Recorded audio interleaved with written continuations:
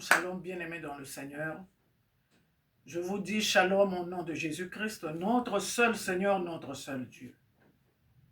Je reviens à vous ce jour, ce matin, et ça dépend de l'heure à laquelle vous allez suivre cette vidéo, mais nous sommes dans la matinée ici quand je donne cette parole. Bien-aimés, je viens pour la gloire de Dieu. Que Dieu vous bénisse pour vos réactions, pour vos commentaires, pour l'acceptation de la parole de Dieu, l'acceptation de la parole de vérité. C'est ça qui fait que le Seigneur me dépêche encore ce matin pour venir vers vous, annoncer les oracles. Bien-aimés, je viens vous dire une chose de la part du Seigneur, comme il m'a mandaté.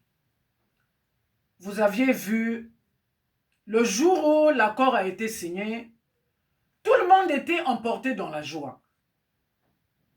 On avait oublié de faire quelque chose, pour certains.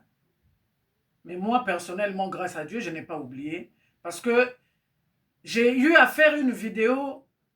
Si vous rentrez dans mon compte YouTube, vous allez voir que dans cette vidéo, j'ai intitulé « Le Seigneur a donné pardon un thème « Vigilance plus plus ».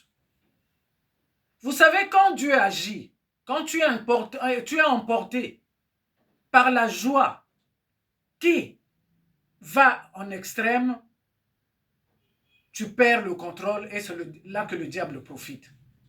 Vous avez vu, quand on n'a pas eu le temps de comprendre que c'est le Seigneur qui fait ces choses, d'une manière un peu particulière, l'ennemi était là et ils ont fait le cap sur Bukavu qui, à l'instant, est libéré pour la gloire de Jésus.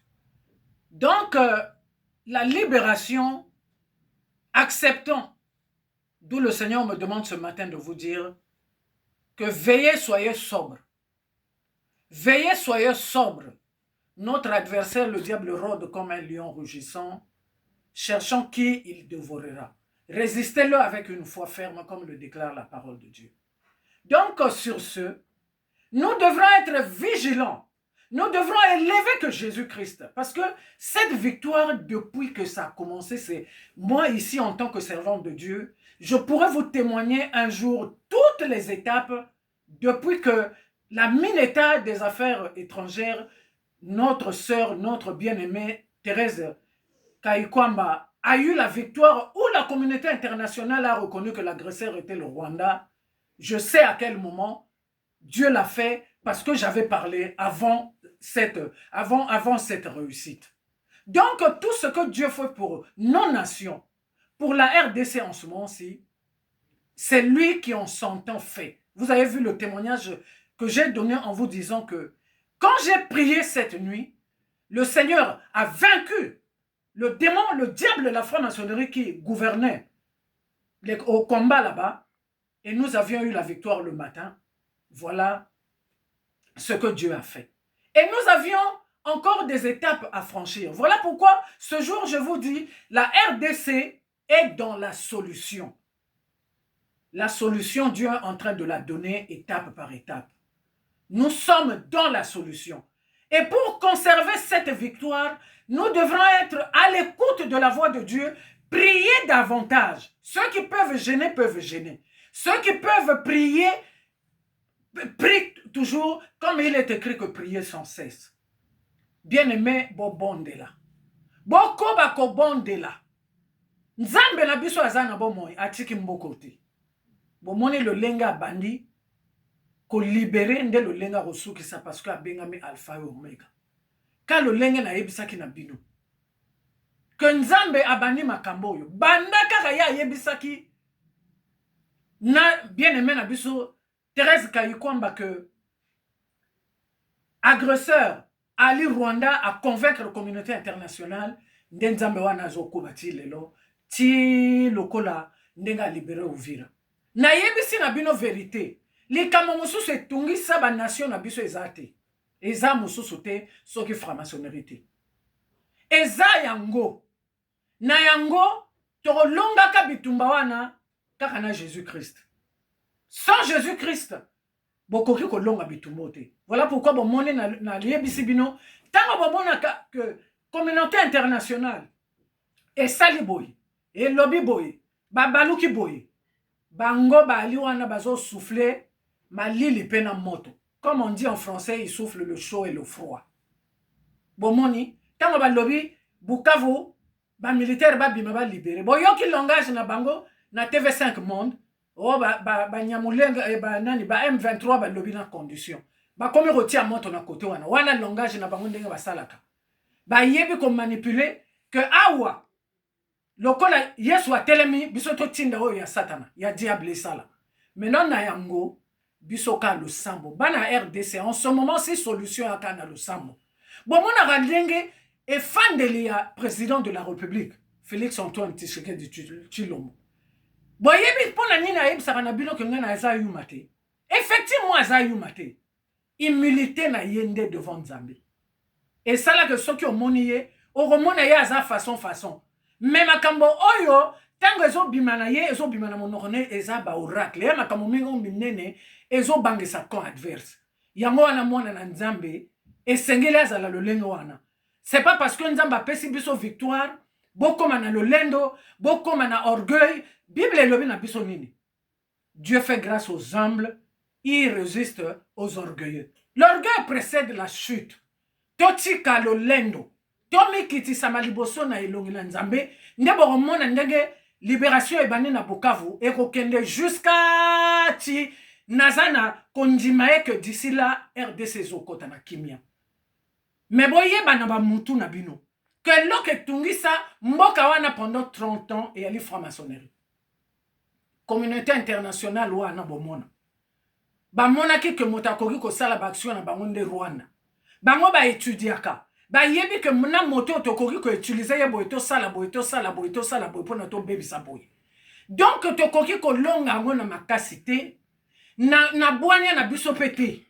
Na yebe diplomatie esali bo yebe tina nini fachi alongi parce que atia liboso a diplomatie na Jésus politique na atia Jésus bo moni ndenge ali moto yo ay mo Kristo ali moto asambela mingi donc atia ka tout asala ka confiance na Nzambe ndo moni Nzamba ko longisa ye yango na bisope oyo tozo soutenir ye oyo tozo landa ye bino kuna population boza la derrière chef de l'État kaka na lo sambo.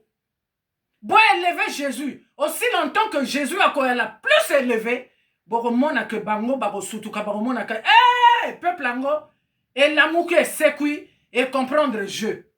Mokilio yo bango bazo bomone ndenge basali Soudan. Ba baby si Soudan. Ba kaboli Soudan mais bazo continuer ko boma bato. Makila wana bango bakansaka ke makila wana e koki ko leka motu ya makila na Yesu nde ba mikosaka.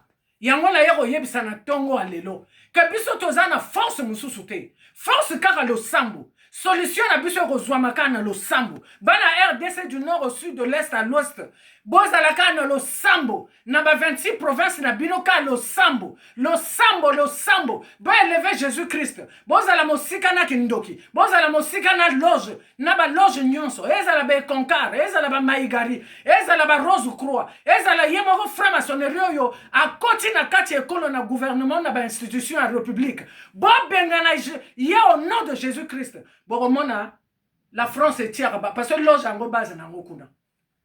La France a tina bango ba pelisa bo mona ba kokene mosika ba oyeba ke ba si ba comprendre. Bon tala le lenga bazali ko bunisa même président Trump. Ozo kanisa ba ko bunisa États-Unis te bazo bunisa le président Trump. Parce que ba yebi que ye azamo Christo azo lingate bitumba na mokili azo linga suki sanguya satana na mokili bango azo sepelate. Soki ba kote a tie loi boy. Bango ba kena nkuku na ba bongisi. Mais biso to kozwa ko elonga kaka na kombo na Yesu. Yango na zongoli tongo na lelo na zongeli bino ko lobake. Seul le nom de Jésus qui va nous délivrer, le nom de Jésus qui va apporter la solution finale et puis solution inébranlable lokola Yesu na biso aza na RDC puis na mokili mobimba. Botalaka ka 9 frontières. Soki bango ba koka ko longa na RDC, bamboka boni linga ke beba.